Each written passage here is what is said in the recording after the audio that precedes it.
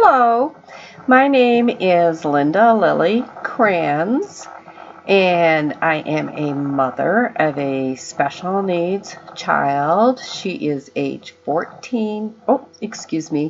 She is age 15, and she has Down syndrome, and her name is Trinity.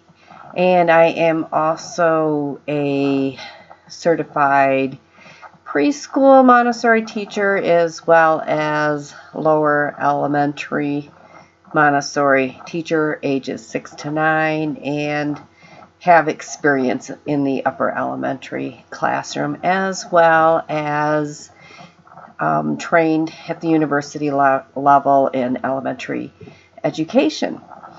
And I'm here today to add to my collection of videos because I've been contemplating and reflecting on my personal understanding, which is not in-depth, anecdotal, again, with my observations in the classroom, as well as my experiences with Trinity, with IQ testing, IQ level, and on a general intuitive observation of ability levels, cognitive levels in the classroom. And I'm also going to add, because I did read, I believe it was Abraham Maslow's book, Emotional Intelligence. Correct me if I'm wrong, because I read that in my 20s.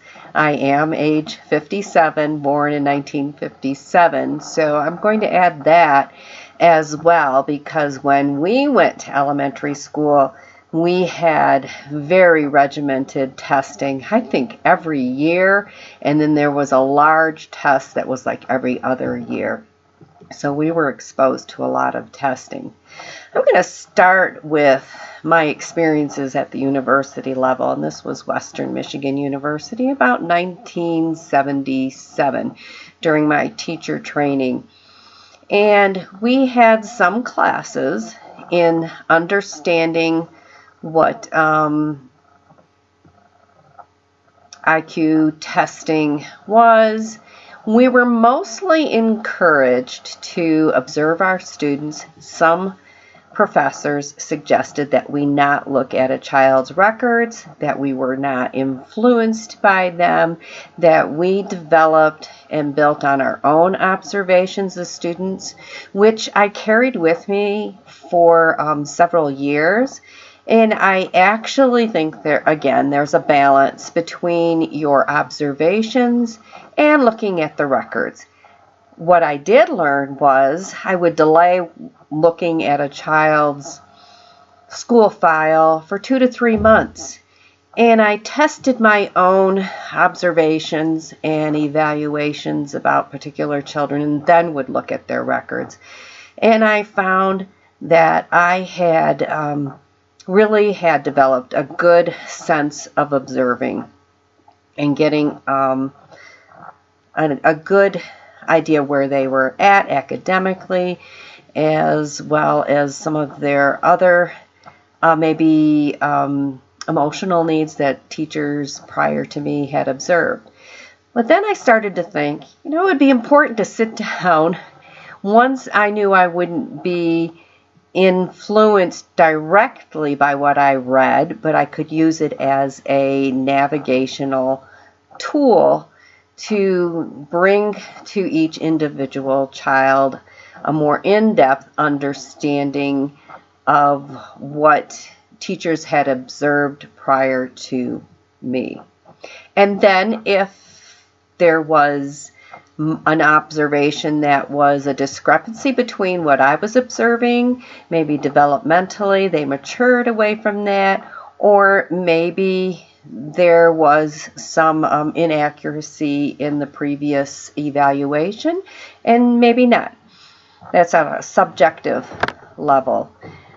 I'm bringing up IQ because last year with my daughter, Trinity, I had some,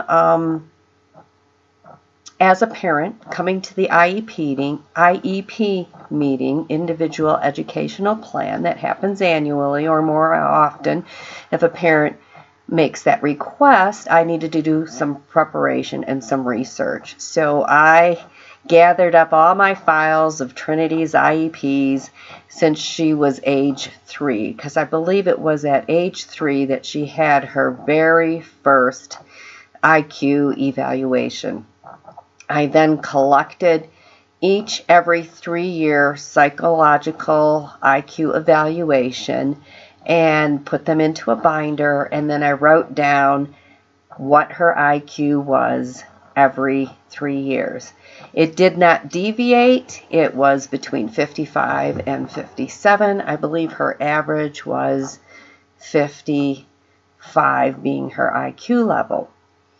Today, in order to prepare, I did Google IQ levels, and I came up with Wikipedia, and I reviewed historically the testing and interpretation of IQ levels. I am by no means an expert.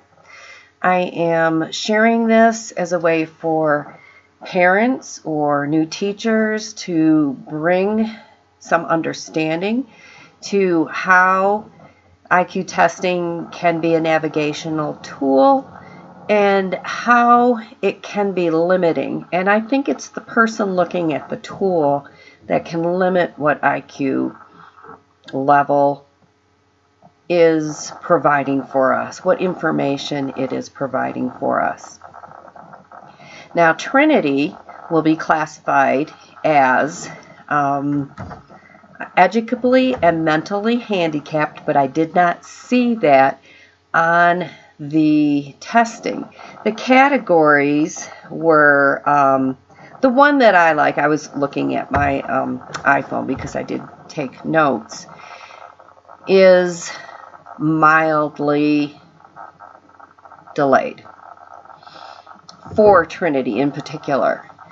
But some of the classifications are just that. They're classifications and they're categories. I did, in my research last year in preparing for the IEP, was able to Google, and I can't find it right now, IQ level and potential.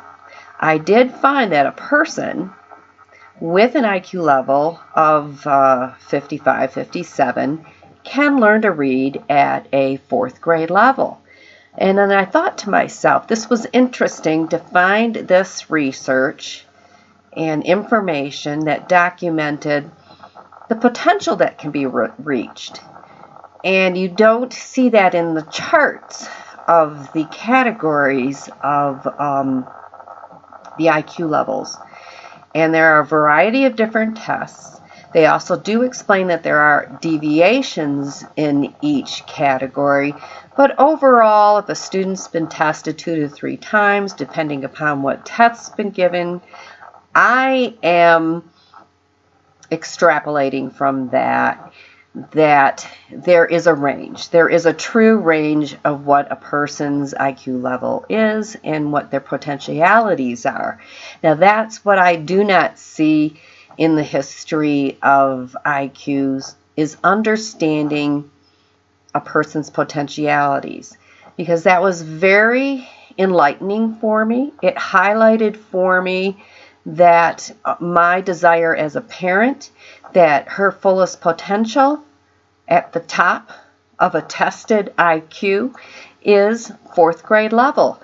So please, educators and me as a parent, work towards the fullest potential from that range of testing, which I don't often observe as happening. We do want to reach the fullest potential. There was also in our my education in undergraduate work that the self-fulfilling prophecies.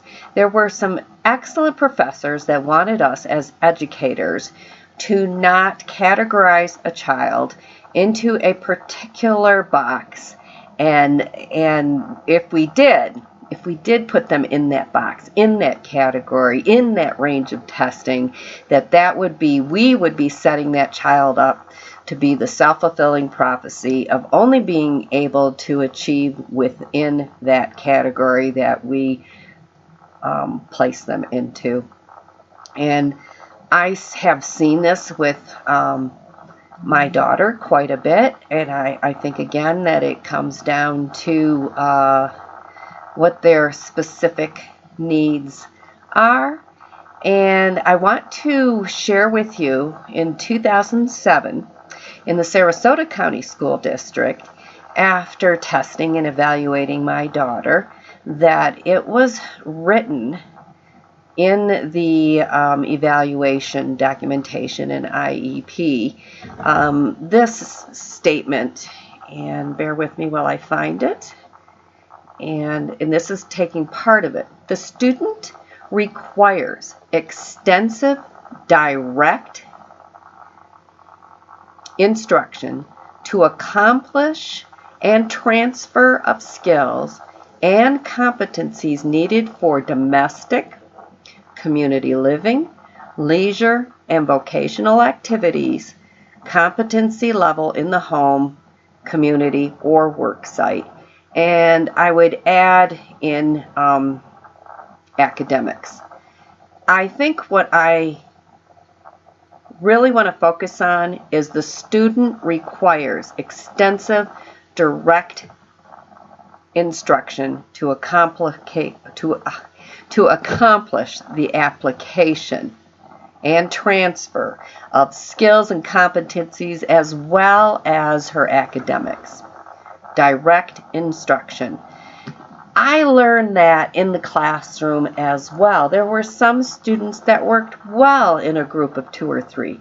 Some students could function at having instruction presented to them, and they were one of 20 or one of 30. Some students, other than my daughter Trinity, who has an IQ level of 55 and would be considered mildly delayed, is someone that needs direct instruction. And I also wanted to share that I had a particularly unique classroom. I think it was 2006, 2007, 2005, 2006, where the age ranges was 1st through 3rd grade, ages 6 to 9, and I had a significant amount of children from my inexperienced teacher observations that was, I'm saying inexperienced in citing someone with a gifted IQ. But something struck me about with 6 to 8 of the students of my, I think I had 24 at the time, nearly half my class. And I had my daughter Trinity in the classroom as well. I think she was like my thermometer, because I learned that from my observations again, I observed what I thought was a parallel between her IQ level and the IQ levels of the gifted students and how they were interacting. It was something that was a phenomena other than just testing, because these particular students, there was one student that I'm brought to mind of that was actually retained for 2 years in a row. But I did not observe her as somebody that had inadequacies in academics. I began to consider, after 6 to 8 months with this particular person, that they were gifted. Yet they were not auditory and, well, I wouldn't take that back. It wasn't the auditory, it was the visual learning was not a strength. It seemed like this person auditorily processed their information. If you put paper to pencil, and we've heard this story recently because we have honored the different learning styles that someone may have, or learning preferences. I don't necessarily say it as a style, but they definitely were more verbal, conversational and could orally share what they knew rather than putting it to pencil to paper or reading. The pattern I began to observe were that persons with a gifted IQ also had weaknesses. They may need speech therapy services as well as occupational therapy services, yet they have an above average IQ level. So there is a school, I don't know if it's still there, in Sarasota where they recognize that a student could test as gifted, yet still need speech therapy, occupational therapy, or physical therapy, because there was this harmony or orchestration in the personality between weaknesses and strengths. And I saw that in my daughter as well. It was interesting how she would interact and have these relationships with these students that actually seemed to gravitate towards her personality and what she brought out in them. And so again, I think it's bringing out the fullest potential. And what I have observed, if you ask me, what was it as a teacher that I observed in the classroom that indicated to me that a student might have some exceptionalities that were above average? And I'm thinking, and I'm a little bit guessing because this has been 7 years now, that it was a way of perceiving the environment around them. It was a unique way of integrating what they learned or what they knew and what they wanted to know, and how they would put together different areas of the curriculum in such a way that was unique. Their way of perceiving was beyond the school years they were at. For instance, maybe a second grader was actually integrating their knowledge and putting things together thematically that were more at an upper elementary level. I hope that helps a little bit. Now let me get back to Trinity and my daughter that has Down syndrome and her particular IQ level, and the understanding that for her in particular, she needs direct instruction, one-on-one, and it's going to need to be of a significant amount of time, and it is going to need to be repeated a significant amount of time for the length of duration that she needs. And that may be doing skills needed to read at a first grade level for 3 years in order to get to that second grade level of reading. And that's what I have done with her one-on-one. Right now, Trinity, and usually with persons with Down syndrome, there's a scattered range. You can't say that she's reading at a first grade level and doing math at a first grade level and writing at a first grade level. It's usually scattered between 2, 3, and 4 ranges of development. I've often explained and shared, because I learned this back in college, I believe, that there is an emerging level of instruction, or let's say instructional mastery, where I can give Trinity a worksheet or I can give her an assignment and she does it independently. She knows it. Then there's her instructional level, where I have to sit side by side with her and help her through because she is learning this material. And that is where I have a difficult time when she doesn't get, or even other students, and I knew this myself. I would observe them. I'd be in the room. I'm one teacher, and know that I needed to be sitting side by side with a student. And that's when you do partnership learning, where another student that's mastered the material can now be the teacher and know the information even more. It's not a handicap to them.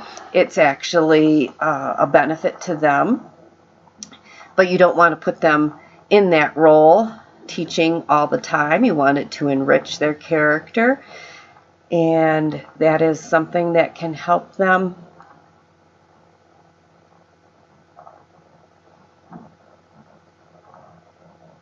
I'm trying to think also, in addition to, you balance it out. They become an instructor for a while until you can work one-on-one with a student. And most of the time I don't like to put students in that role, but it can be in an enriching environment, and that's what is part of the Montessori environment. And in Montessori education, I don't believe we talked about IQ level. We really, because the grades are together, like ages 6 to 9 are together, and ages 9 to 12 are together, ages 12 to 15 are together, ages 15 to 19 together, because I believe what I remember Maria Montessori explained, that this is a developmental period. You are going to naturally have between ages 6 to 9 children at different ranges of development across the curriculum spectrum of what they need for their instruction. So that lended a lot of opportunity for a teacher to have a 6-year-old that would traditionally be in a first grade classroom doing second, third grade work. And you could just adapt to it. It was just perfectly fine. And usually when you were trained at the ages 9 level, you knew what happened at the upper elementary level. When I did my lower elementary training, it actually went all the way up through the upper elementary. And I also did my internship at the upper elementary level, even though I did ages 6 to 9. So I knew where it would go. So we didn't talk about IQ level or just meeting the child where they were at, working with them at their potential, providing materials that they needed to be at their instructional level, moving to the next developmental phase of emotional growth, relationship growth, as well as academic and cognitive growth. It was just something that was integrated into the classroom and into the community. And with my daughter Trinity, let me see, I made some notes this morning when I was, I wanted to make sure that I covered everything I wanted to talk about. And I think, and thank you for giving me a moment. Oh, in Montessori and remediation. I remember when I was doing my internship, I saw that some students that actually had been there at the Montessori school from preschool all the way up through upper elementary, they were in an upper elementary classroom, that I called it kind of Montessori remediation because some of those children seemed to need to go back to the sensorial materials, even though they were at an upper elementary level now. They needed, like, I remember one particular student, I would have provided him with, and I think one time I did, give him the addition strip board because he seemed to like not be getting it. He needed those foundational materials again. So, and I noticed that even in the Montessori curriculum, sometimes that's not considered. We're now at the upper elementary curriculum, so remediation again takes time, and it takes one-on-one direct instruction. And it takes a teacher that has an understanding of the materials and what are those, like a jigsaw puzzles, what is missing, what does the child or the student not understand. And I think this is important in understanding, and it helps me a lot with working with my daughter Trinity. Although I do not have a special education degree, I have been working with Trinity and developing myself as a person, as an educator, as a parent, having worked with Trinity and what her remedial needs are. And they are very sophisticated, not sophisticated, specific, and it takes a sensitivity, it takes an intuitiveness, it takes an understanding of all the developmental increments in learning a concept and where we need to repeat. I speak highly of the MECS software. It's there. We have repeated the reading modules. Now we're going on to the 5th time. We've gone through the math curriculum twice, and I will continue to repeat and create extensions to lessons where they're repeated in a way that's a variation on the initial concept. And Maria Montessori does that with all her materials in the classroom, which is very interesting when you really look at the curriculum, because she knew a student could get bored. I don't know if that's exactly how she would use it, but there was this intrinsic material development that was a variation on a concept to be taught. So it could be repeated often in a variety of ways that would help a student to generalize the concept as well as specifically repeat the concept often. And I'm sorry, I would give you an example. But I want to conclude this with that I think understanding IQ is a navigational tool. There is a range. My understanding is there are different IQ tests, so the outcome is going to have a variable, and there is going to be, again, a range. But I do think it is an indicator. But I would go to what I thought was promising. What is the fullest potential? If Trinity, for example, she does have an IQ of 55, what is her fullest potential? I can shoot for beyond that.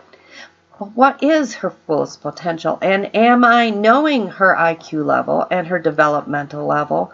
Am I, as an educator and as a parent, meeting the fullest potential, or am I settling for less than she can accomplish? I know we all want to accomplish the most for any individual. They have their gifts. That's been my desire as a parent, is to find out what her gifts are, what are her interests. At the same time, looking at her weaknesses, as I shared earlier that I learned about gifted students. There are weaknesses. We don't want to avoid them, because when we cultivate and nourish and support and specifically give guidance and development to a weakness, we strengthen the strengths. That's what I perceive as a parent and as an educator in my life's experience and my life story. And I would encourage everybody to not settle for less. It's not easy, because sometimes it takes a lot of work to keep working daily and keep up with the specific instruction that my daughter needs to keep progressing and keep meeting her fullest potential. It is something you have to be dedicated and devoted to, and it's, again, like a fine art where you work at it and you practice daily. And I'm reminded of when I was in junior high band, we had practice cards, and we had to fill them out even if we practiced 10 minutes. It was Mr. Bohm was my band instructor, and I'm not the kind of person that can practice for 60 minutes straight. But what I did learn, and I shared this with my students, that if I practiced every day, and maybe one day I did do an hour, one day I did 30 minutes, one day I did 10 minutes, and one day I did 5 minutes. If I did something every day, there was progress. So when we go at it a little bit at a time, and we keep practicing at it, and we stay engaged with what our goals are, we do make progress, and it is a discipline. And thank you very much for taking the time to have conversation with me. Please subscribe if you so wish. It would help me get feedback. Please leave a comment or a question. And I do appreciate it. I'm hoping that persons in the field of working with students, whether they have special needs or not, or parents that are homeschooling, or parents that are not homeschooling but yet are enriching their child's education and doing a little bit of extra work at home that helps their student have fun, be well, and I thank you until I talk with you again. Bye.